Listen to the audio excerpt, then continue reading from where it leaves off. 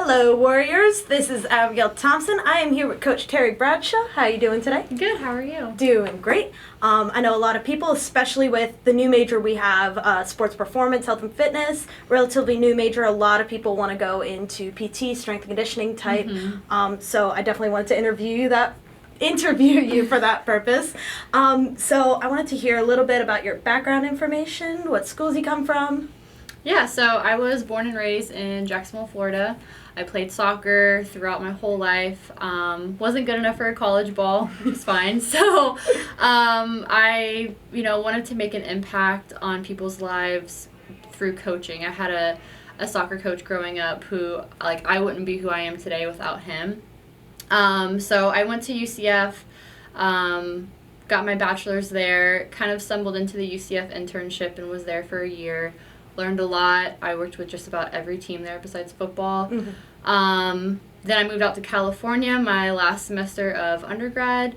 Worked with men and women's water polo, track and field. Yeah, I worked too much water polo over here. Yeah, I worked with a bunch of teams over there as well for 3 months, and then I came back. Went to grad school in Massachusetts, and that's where I was an intern for women's soccer, football, track and field, men's gymnastics, and women's lacrosse, and then I became a GA for them for my last year. And then I also got to go to UConn and work under Kimball there with women's basketball, which was really great. That was a great experience, great staff there. And then I came back and was at Emory-Riddle for a little bit, and then now I'm here. Wow. You did a lot of internships, a lot of traveling. Yeah. It was great, though. It was good. That's awesome. So that actually leads me into one of my questions. So a lot of people going into the field, they've got a lot of internships and stuff they have to do, as well as kind of weed out their job opportunities. So what would you say for somebody who's doing all these internships, what would you look for in terms of qualifications of getting a job at a school? Your ability to coach more than one sport, more than one team. I have never had softball before, but I am confident in the basics, and I am confident in being able to switch between my coaching styles between or softball and men's lacrosse. And I know how to maneuver my way through making connections with you guys. Also just getting hands-on experience. You can go to a big name school, but when I see someone's resume and they're a very young coach and I see a big name school, they're probably one of those people who is just a weight room monitor. To kind of put it bluntly. But it's okay to go to smaller schools as long as you get that hands-on work and you see what it's like behind the scenes. That is what we are looking for. Gotcha. And for you mentioning how many teams you've programmed, so many different sports you've done, how do you program according to each sport? So I have my basics for all sports. I always do some kind of power, so a trap bar jump or a hang clean. I always do some kind of squat, some kind of horizontal push, so that could be like your bench, some kind of overhead press as well. But the little tweaks that you make for the sport is for injury reduction. So shoulders are very important for softball. Shoulders are still important for lacrosse, but maybe not quite as important. There are a lot of hamstrings, a lot of quads. So that's kind of where you see the tweaks. But with your main movements throughout my programming, it's pretty much the same. So what would you say in terms of coaching, because you're doing both women's softball and then also men's lacrosse. So how do you, especially as the only female here at Weber right now, how do you change your coaching style according to what team you're coaching? So with men's lacrosse, I'm a little more military with them. Their warm-ups are every movement is on a tempo. They have to wait until I say go. They have to wait until I say stop. It's very structured. And I'm a little bit more strict on them, but it's also because that's just they're a bunch of goofballs. And if I, let the leash out, they're gonna run with it. But with softball, because Coach Christy is great, I don't have to have that tight leash on you guys. You guys are very self-sufficient. You guys kind of know the lay of the land for your weight room. Whereas men's lacrosse. I don't want to start talking about it with them, but men's lacrosse. Very, like, yes, to the exactly. Yes, exactly.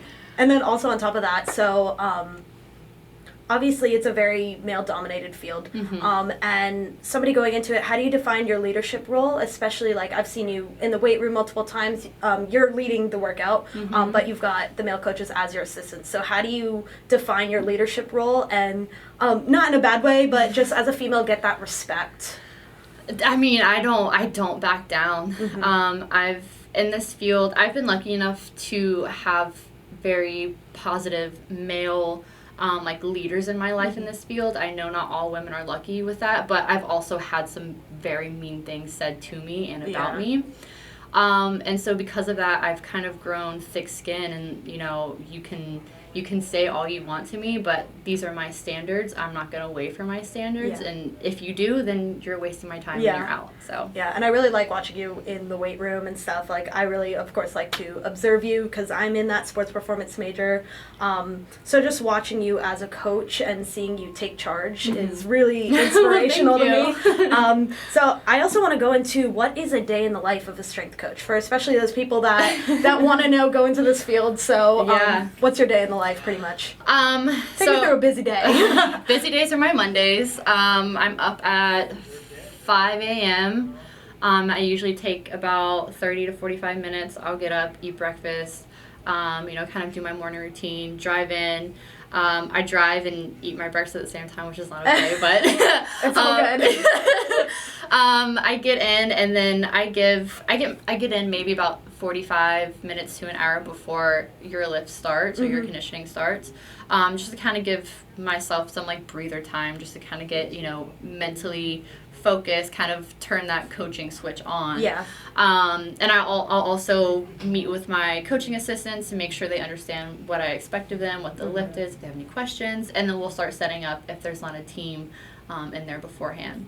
I love that you said that. Like, everybody gets on the same page, pretty much. Yeah, and it's very important, especially with a team as big as softball and as big as men's lacrosse. Like, there has to be structure, there has to be organization, or I look bad, coaching looks bad, and the athletes don't get everything out that they can. So first lift is usually around 7 to 8, and then I have clients as well. I train a couple of people here.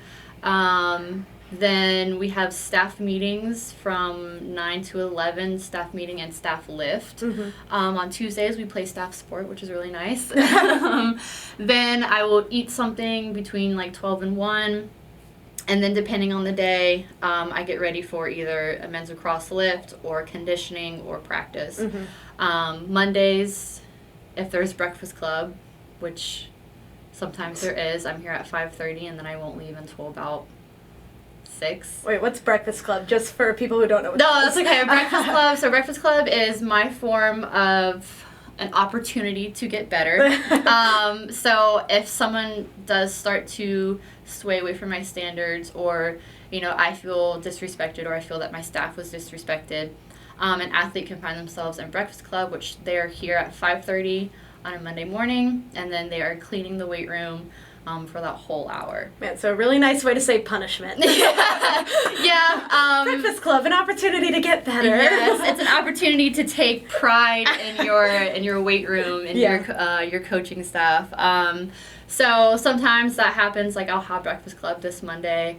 So Monday will be an extra long day. But it's honestly, a lot of older strength coaches are like, oh, I'm the first one in and the last one to go.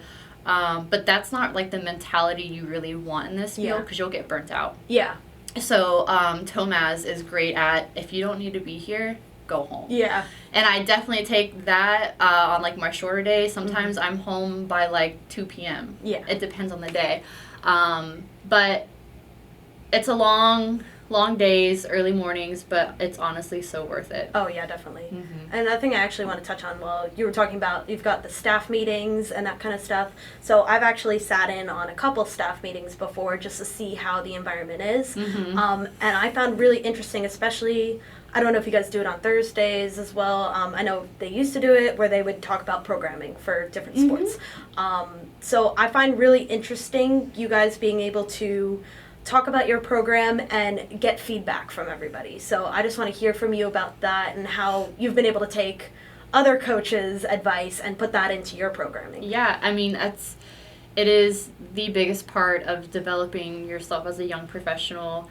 My programming style is definitely, I've taken little bits from UConn, from Springfield, from UC Santa Barbara, like all these places. So, and even now I will still take feedback. So I think like having those meetings is very important. Tomaz does it, I do it, and then we're able to give, you know, the coaching assistants who are very young in this field kind of something that they didn't think about before, or something that, you know, they didn't know yet. Yeah. So like personally myself, I wasn't thinking about when I was giving you guys your shoulders, and I wasn't thinking, I was like, oh, I really want to bench them. And Tomaz was like, I want you. I know, right? Tomaz was like, I want you to research what helps a healthy shoulder, and why bench does not allow that. Yeah. And so he made me research it, and I learned, and I was like, wow, okay, so bench is not the end-all be-all. Yeah. Like, that's why you guys are going to do push-ups, you're not going to do bench. Yeah. So I think it's very important. I think it's a very great great like habit that Tomaz has instilled in his staff. Yeah. And it's definitely something I want to continue whenever I move on to from Weber. So especially while we're talking about program design, I know a lot of people in my classes and stuff, we've got like a strength conditioning class as well. And so it ends up being that you've got a lot of exercises and stuff in your head and stuff that you want to do, and it's hard to put that into a program and know what kind of order to put it in and how it will be most effective. So how do you go about that style and going from either keeping it too simple or more complex? Like, how do you vary that up? So it depends on how well you know your team. Like, complex doesn't necessarily mean that's the best program ever. Like, keep it simple, stupid, a very famous phrase.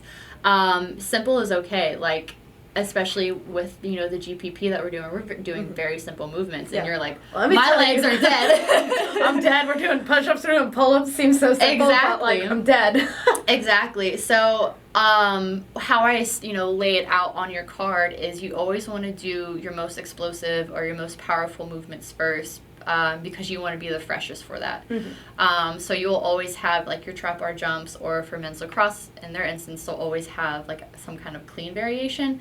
That'll be the first exercise, and that'll also be on the first day, like the first lift of the week. Yeah. And then from there, you want to go to like your strength ones. So it'll be like push-ups, squats, deadlifts, stuff like that. And then from there, you just do all of your accessories, all of your like injury reduction, stuff like that. You can do like give them a bone, is what Tomaz says. Like for men's lacrosse, I'll do arm farms. I had cheer at Embry-Riddle, so I would do like I called it Core-Rona, and like they did a bunch of core workouts. So yeah, just stuff like that. Like, have fun with it, but you know, you want to keep the principles of power, strength, and then the accessories. Yeah, and I love that, especially with strength conditioning, that people who also want to go into PT, like, strength conditioning is such a good combo of both without all that extra schooling, because that's, you got like 4 more years of school after that's daunting. But also with Embry-Riddle, were you working under Tyler Ayers by any chance? Shout out to Tyler Ayers. He was the old strength coach here. So one thing I wanted to talk about, I lost my train of thought. I do have a long question for you. That's okay. Okay. Strength coaching requires patience, time spent with the athletes, and overall heart and passion in the gym. Being a strength coach also requires long days' work, loads of research and new topics, as well as learning from other coaches. With that said, my question for you is, what is your favorite color?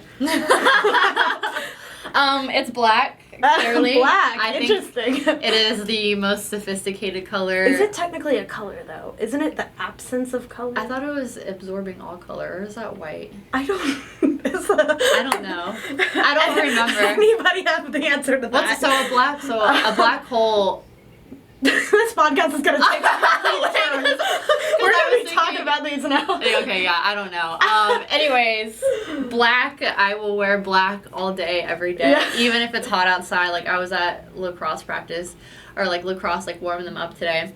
Yeah. And they're like, I don't know how you're wearing all black. I was like, yeah, it's my only color. Okay, so back on track. So I just thought that was a fun question to add in there. But I do want to know, so you've got softball, which is a very large team, as well as a lot of the strength coach also help with football, because just the amount of players they have. Yep. So how do you manage having such a big team and breaking it up? Like, what do you guys do? I mean, honestly, because I had football at Springfield and there was like 120 guys on there, it's not as daunting to me anymore, but it's really like, how I think of it is, how can I get the most amount of eyes on you guys with like the least amount of like scrambling. So at one point for your warm-ups, I was going to have you guys in 3 different stations because we have 3 coaches. That way you guys were split up. I could have a lot of eyes on like a small amount of athletes, make sure you guys are doing it right. But I decided against that. I kind of will give assignments to the coaching assistant. So I'm like, okay, Coach Brandon, you have developmental today. Like, I really want you to take them over. I want you to keep an eye on them. Whereas Coach Jason and I will, watch over the returners. And we'll kind of flip-flop because I want them to see what it's like to build, like, freshman transfer athletes who have very little training age and kind of build them from the ground up. Yeah. Because that's it can be very hard if you don't know how to do it. And I really love how you split that up because, a lot of coaches in the past, like, will be split up by the amount that we can lift. And so it's good to be able to have those freshman transfers and build that foundation and then have all the returners together to help with that as well. Exactly. And with the freshmen, especially, I see them as they're going to be with me for 4 years. So that's 4 years I can build those foundation 4 years that I can make bulletproof bodies and make sure that they stay healthy and they're able to stay out there as long as they can. Yeah, definitely we need to reduce our injuries. Softball, pretty much everybody was. It was just a big mix-up. So I really love strength and conditioning just because of the fact that it can help prevent injuries as well. So another thing I wanted to ask, so what would your advice be for somebody going into the field? Don't let all of the no's and the long days, get you down. Like, do the best that you can in the situation that you have. It's going to be a long journey, but it is one of the most rewarding journeys. Like, I'm getting a little emotional. One of the most rewarding journeys I have been on. Like, I can't begin to explain how passionate I am about, like, being able to be in this position and, like, be able to make an impact on you guys. And, like, it's gonna be a long road, but it is, if your heart is in it, it's gonna be so worth it. Yeah. I love it. Sorry. No, I mean, you're very inspiring to me because, so I know you've got, I kind of looked at your background information, like, the amount of internships you've done. Like, I can't imagine, like, I know going into this field, who's ever going into the field, like, they need to do all this stuff in order to get to where you are, and that's super rewarding. Yeah, and, you're good. Like, a really big piece of advice that I got from Coach Fingers at Bethune-Cookman, don't try to look ahead too much.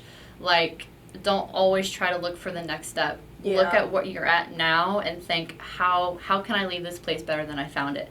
I know I said that at the end of your lift. I always try to think, how can I leave a place better than I found it? And that will speak volumes to the people around you, to the people who are looking to hire you next, anything like that. Focus on what you have now. Yeah, and I think that's really good advice, actually, for any major, pretty much.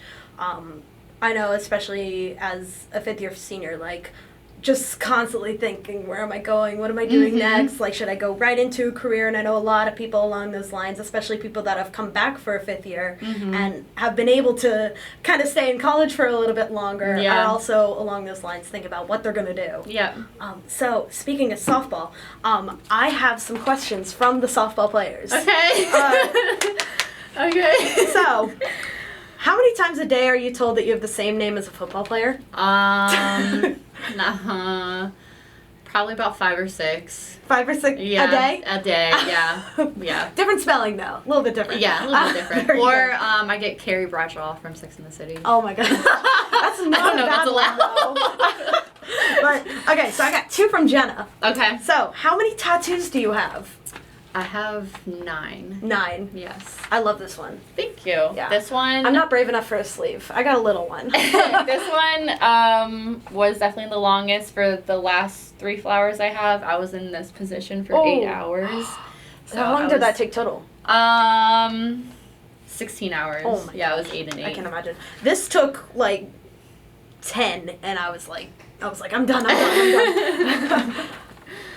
Okay, next question from Jenna. What is your favorite TikTok? You're still young and hip. I know you have a TikTok. I do have a TikTok. I don't post anything on there, but I will. I just watch them off of my YouTube feed. Honestly, I'm pretty deep in a Twilight hole right now, and Twilight. Are you happy they put it on Netflix then? I am happy. I recently was sent this one, and it was like that recorder sound, that and it was Jacob being like the wolf, but it was like without the CGI, and Bella like rubbing his head. Oh no! So someone sent me that. So Team Edward or Team Jacob is the question. I think they're both toxic in their own ways. I think true. Jacob is immature, and Edward gaslights Bella all the time. So great. So we got ourselves an independent woman. I am Team Charlie all the way. Team Charlie? Team Charlie. There we go. So another thing. So you had told our softball team that you're really into rock. I am. So I've got Led Zeppelin or Metallica, and then follow up, what is your favorite band, if not one of those?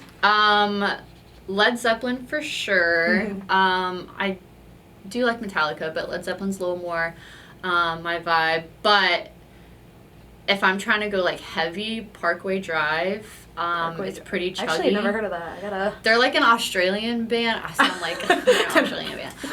It's okay. There's this one song that I listen to that it's by this group called Baby Metal, and it's like these 3 girls, and it's like Japanese heavy metal. Oh, like, right on. They sound like little children, but it's really funny. That's funny. That's so funny. It's really good pump up for. Yeah, I would suggest Parkway Drive if you're into like chuggy heavy metal. Like, can't understand them, but it'll get you going. So I'm guessing that's what you listen to when you lift? That or like Megan Thee Stallion. Oh my God. So like 2 different spectrums. Love it. I'm a big like Skrillex. Yeah? Or, like if I'm running, I do like nice calming music. Really? Yeah, because like I usually run like by the lake. There's a lake. It's called Lake Wales Park. Mm-hmm. It's a really nice trail, and I'm like, I need something peaceful to distract me from the pain in my legs sometimes. So I get that. Yeah. I get that. A little Olivia Rodrigo never hurt anybody. Nice. Yeah, definitely. So, okay, this is a question from Taylor Bias. Oh gosh. Okay, is a hot dog a sandwich and is cereal soup? Hot dog is a sandwich. Cereal is a cold soup. Really interesting. Have you ever take had a on cold that. soup before? I've had soup that I didn't heat up before. Maybe not necessarily a cold soup. Yeah, cereal is a cold soup, and then hot dogs are sandwiches. Okay, yeah. so we're gonna have to bring Taylor in here so that we can did she debate say the that. opposite? She had mixed feelings. Oh, okay. Okay, so last thing I want to do. So last week I had both the coaches in here, and I challenged. You can't look at my paper. I can't read it. I challenged them to pick a number 1 to 10. If they pick my number, they had to jump in the lake. I'm not making you jump in the lake, I promise.